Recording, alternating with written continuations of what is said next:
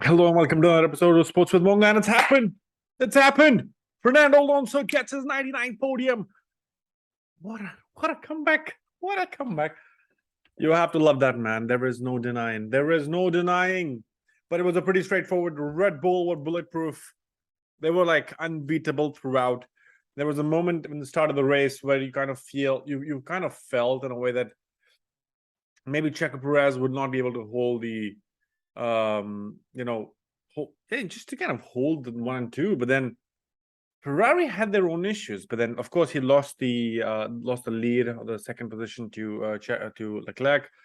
The softs, keeping those softs ready and in hand, paying that off. That strategy decision was perfectly poised, but then the degradation was so high on the Ferraris that there was no chance for them to hold off to that. And Perez after the pit stop and was able to overcut the Leclerc's to kind of get hold of the P2 positions, but they just looked so bulletproof. There were no issues, nothing. I think the only thing that we were hearing from Max Verstappen, the winner of the Bahrain Grand Prix, was his downshifts were not working properly the way he expected it to work. Other than that, there was nothing that he was kind of complaining. The car looked, completely in the best way to move forward. There was nothing. There was nothing that he could. There was no step. There was no foot wrong in a way, right? So that was perfect. Red Bull 1-2.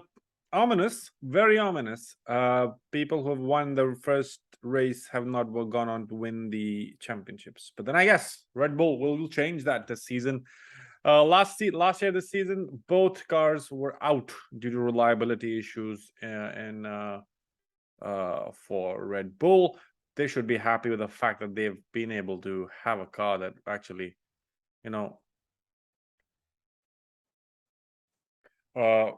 get them through, or kind of get them in the momentum. Ferrari's woes. How can I get into this? Ferrari struggles continue. Leclerc, before the race even started, had a energy storage replacement in Parc Ferme. You're allowed 2. He has already replaced 1. Ferrari is being very cagey about what's happening, why was that made, what was the reason, and so on and so forth. You understand that you don't want to give away too much. But then I guess people already knew that there was a chance to catch up on Ferrari, and they will not finish on the top side of the podium if you pressure them enough. And that's what happened. Ferrari, of course, Leclerc was out because of it just has an engine issue, but then they have an ICE or like a electrical thing, but they're not telling what exactly was the issue that caused the DNF for Leclerc. Not a good start to Leclerc, but then Carlos Sainz was struggling so much on the tires. And how the hell did he just kind of stay away and kind of finish 4th? That's just a battle of its own, I think, because he was fighting and he was being pushed really hard by Lewis Hamilton, who finished P4, well, who finished P5. But this is talking about the Ferraris. 1 DNF, Sainz finishing P4. Alonso, my man, what a race! What a race! He is so good. Like it's just annoyingly perfect. Like he's talking at the end of the race, he's talking about, I'm in love with this car. This car is lovely to drive. How's Stroll doing? What's happening? So it's basically chatting. He's like, guys, job done. Give me my paycheck. Give me the paycheck. You want me to get a race win? You got you a race on the podium. You want me to be on the podium? Got you the podium. Aston Martin, to know from where they were to now kind of where they are, I think it's not a miracle, but then they've done something really good there. Of course, Sebastian Vettel enjoying himself on a vacation on the beach right now with his family will be thinking, well, why did I do this? Only if I stayed 1 more season and I would have won 1 more race, things would have been different. But then bygones are bygones, and hindsight is always an amazing thing. Fernando Alonso is back. The only thing is, like, how does a development race from here start? Is Aston Martin in lockstep with Ferrari and better than Mercedes? Coming to before we end up from Alonso, we have to talk about Lance Stroll, who finished a fighting P8, P6, which is amazing. Like, you know, he's a guy who just kind of came back from surgery, had a broken hand. Wow. Beautiful. Kudos to him finishing P6. And then let's talk about the Mercedes. Toto Wolff, by writing a letter, or kind of writing that piece of like just stating the facts that they are agreeing, and they basically have agreed that they have made a mistake with the philosophy of the car that they've gone with. That's the understanding of that document, or like the statement that Toto Wolff has made. What he basically says that you can't expect Mercedes to be fighting for the podiums this season. That's too much of expectations. So he's basically, in a way, allowed the engineers to focus on fixing the problem, and the drivers to not keep talking about like, how are you thinking? Why is this car you're so slow and blah blah blah. He's made us mock. He's spoken like a true leader, and he has done it. But what is more interesting to see right now is like, where does this leave Mercedes and in the battle that they will definitely have with Aston Martin? I have a very strong feeling that Hamilton and Russell will always be fighting with Stroll, and till kind of Ferrari messes up their strategy, they will keep kind of, if not the strategy, but then reliability and the car drivability and blah and stuff and so on.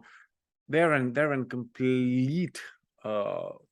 They're number 4 in my pecking order. Aston Martin is definitely number 3. And that's kind of what it seems. Mercedes, both Russell and Hamilton finishing P5, Russell finishing P6 behind Stroll. We had a Bottas finishing P8 and Gasly finishing P9, starting from P19 for Gasly. That was an amazing comeback.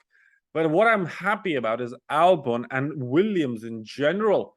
They're no longer the back end of the group. They are fighting in the midfield. They are a midfield team now, in my opinion, because looking at Albon finishing P10 and Logan Sargent finishing P12, this gives me a lot of hope. This was exactly where the Hasses were last season.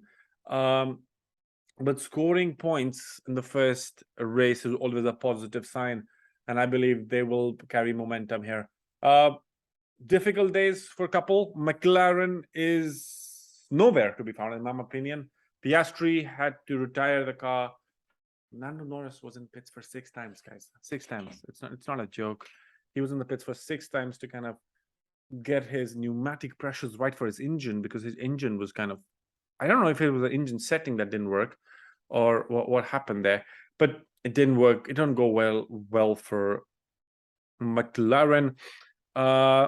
They need to have they had to have an intervention. I'm just thinking about right now a man who left them, an Australian who left them, the honey badger. What would he be thinking right now and be like, thank God I was not there? And it almost tells how difficult it has been. Lando Norris has been amazing. That's why everybody is lauding next. And people are already talking about what is Lando Norris doing in a team which is so, in the back foot, right? So there are a lot of talks already of like him moving to a different team and stuff and so on. But then that is pretty much poised to see. Ocon, forgettable race. Forgettable. He had a 35 seconds of penalty. Fun for getting the penalty, then not taking the right penalty, then taking another penalty, then taking another for speeding. There was just like mess. I am very sure right now Alpine is also not happy, but then they will be happy because Gasly scored at least 1 point. Hülkenberg, Haas ended up P13 with Magnussen and Hülkenberg finishing 15. That's been the case. Zhou Guanyu was 16, P16. Tsunoda 11th and De Vries 14th. So that's kind of the theme. It's been a theme. So it's set up a pecking order, which we kind of Red Bull 1-2, Aston Martin P3, Ferrari P4, Mercedes P5, Aston Martin again P6, Mercedes, Alfa Romeo, Alpine, and Williams finishing in the top 10. The man of the moment definitely is Fernando Alonso, but everybody will just keep forgetting that Max is getting the job done. He is not putting a foot wrong here. Red Bull are dominant. Red Bull are difficult to be beaten this season in my mind. I think people are already thinking about 2024 now. I should be thinking about 2024 now, but you never know. The development scenarios will be changing very soon. Let me know in the comment section below, what did you think about this race? Were you happy with Fernando Alonso crossed the line in P3, or the way he kind of got ahead of Hamilton? That was another kind of, we had a lot of battles like that, you know, Hamilton, and then kind of Alonso getting over Hamilton, Alonso getting over Carlos Sainz. That was amazing. That was amazing to watch as well. Let me know in the comment section below. Do like this video, do share. I love to make such content, but do like it, do spread it across, and subscribe to the channel. Do like this video, do share, and catch you in the next one.